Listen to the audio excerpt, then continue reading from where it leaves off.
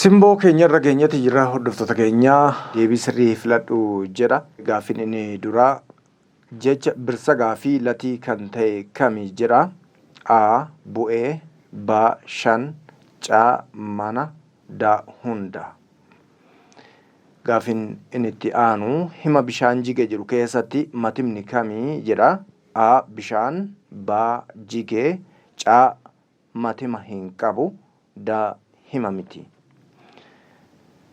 Hima bishaan guute jedhu keessatti maqlaalee yookaan immoo matima agarsiistuun kamii jedha gaaffiin inni itti aanu irra deebi'a. Hima bishaan guute jedhu keessatti maqlaalee yookaan immoo matima agarsiistuun kamii? A. Ni yookaan immoo naa fi i. B.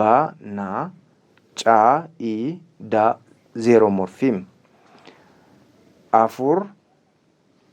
Himoota armaan gadii keessaa kamtu hima salphaadha? Gaaffiin inni itti aanu himoota armaan gadii keessaa kamtu hima salphaadha jedha. A. Akka dureettiin deemtee leensan dhuftee. B. Utaalee ka'ee. C. Soorettiin har'a ganama bilbila bilbilte. D. Soorettiin har'a ganama bilbila bilbiltee dhufte.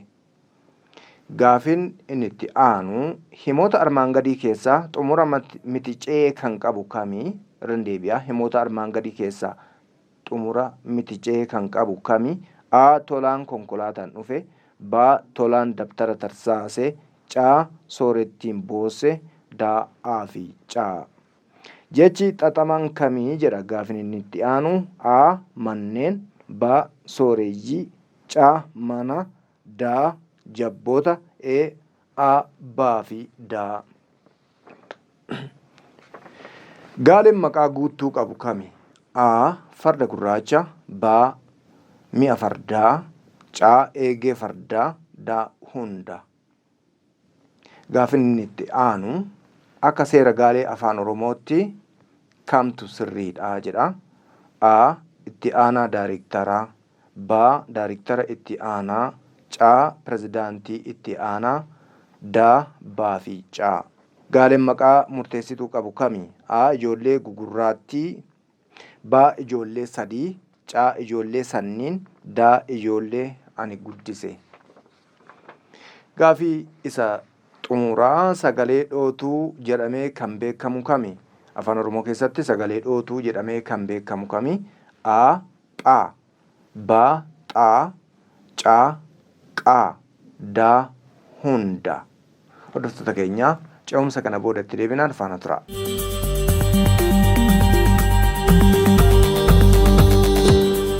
Hordoftoota keenyaa walitti deebineeti jirra. Gaaffilee ani isin gaafachaa ture akka yaaltan abdiidhaan qaba. Gaaffiin inni duraa jecha birsa gaafii latii kan ta'e kami jedha. A. Bu'ee. B. Shan. C. Mana. D. Hunda jedhee deebiin isaa shani. Shaniin kun jechasi. Akkasumas immoo latiidhasi. Birsagas jechuudha. Birsagaa guutuu kan ta'e CVC isa jenneen hundaayyuu of keessaa qaba jechuudha. Hima bishaan jige jedhu keessatti matimni kami jedha. Maaltu jigee yoo jenne bishaanii. Kanaafuu deebiin isaa bishaan ta'a jechuudha. Hima bishaan guute jedhu keessatti garuu maqlaalee yookaan immoo matima agarsiistuun kami jedha. Fakkeenyaaf tolaan dhufe gaafa jennu naan ishiin tolaarra jirtu suni matima agarsiistuudha. Kun seera afaan Oromooti jechuudha. Manni gubate otoo jenne ni naa fi iin dhumarratti argamu sun akkasuma maqlaalee yookaan immoo matima agarsiistuudha jechuudha. Bishaan kan jedhu irratti garuu naantun uumamaan bishaanirra jirti malee qaamni matima agarsiisu hin jiru. Kanaafuu zeeromorfiim jennaani. Zeeroo goonee isa san keessa gadi bunna jechuudha. Mallattoodha inni kuni.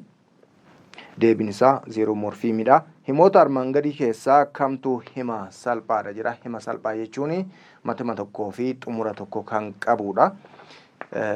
Sanaan ala warri jiran hima xaxamaa jedhamaniitti kan beekamani. Warri dur garuu bakka afuritti qoodanii yeroo ammaa kana bakka lamatti qoodama. Hima salphaa fi hima xaxamaa jenna jechuudha. Akka dureettiin deemtee leensaan dhufte deemuu fi dhufuun gocha lamatu jira jechuudha. Utaalee ka'ee utaaluunis gocha tokko ka'uunis gocha biraati jechuudha. Soorettiin har'a ganamaan bilbila bilbilte kan jedhutu deebii ta'a jechuudha. Bilbiluu qofatu gochi tokko as keessa jira jechuudha. Himoota armaan gadii keessaa xumura miticee kan qabu kami kan matima qofarratti hafe jechuudha. Gochi kan qaama biraatti hin ce'in. Tolaan konkolaataan dhufe ofumaa isaatii dhufe jechuudha. Qaama biraarratti waan raawwate hin qabu. Tolaan dabtara tarsaasu qaama lammaffaa irratti gochi darbuudha kan inni agarsiisu. Soorettiin boose inni kun immoo ofii boo'uu agarsiisa. Deebiin isaa A fi caataa jechuudha. Jechi xaxamaan kamii jedha. Jecha xaxamaan maxxantuuwwan gosa adda addaa kan ofirraa qabu jechuudha. Jecha xaxamaan kamii jedha. Manneen kan jedhu ni ta'a. Sooreyyii kan jedhus akkasuma ni ta'a. Yii kan jedhu jira.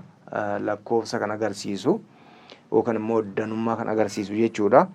Mana kan jedhu homaa ofirraa hin qabu. Jabboota kan jedhu immoo jabbii fi oota ofirraa qaba. Odoo dubbannu jabbiloota hin jennu.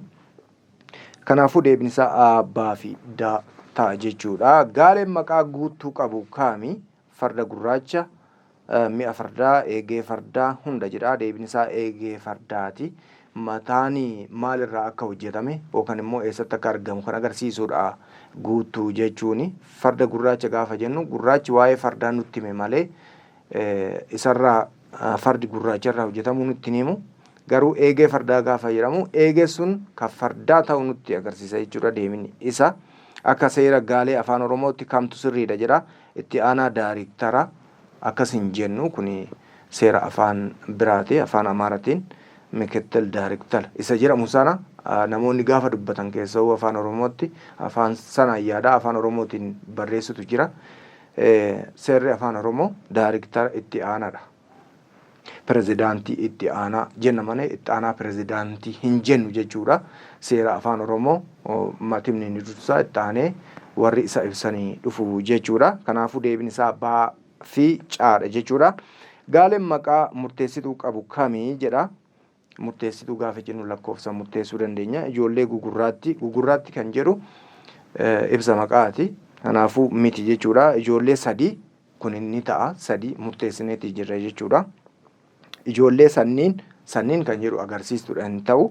Ijoollee ani guddise kan jedhu immoo ciroodha jechuudha. Ciroo mataa wajjin deemu jechuudha. Ni gabbisa jechuudha ciroonis. Kanaafiyyuu deebiin isaa ijoollee sadii kan jedhudha jechuudha. Sagalee dhootuu jedhamee kan beekamu afaan oromoo keessaa phaanis, xaanis, qaanis ni jiraata jechuudha. Hordoftoota keenya waa'ee sagaleelee gaafa ilaaltan kan biroos jiru ilaaluun ni danda'ama.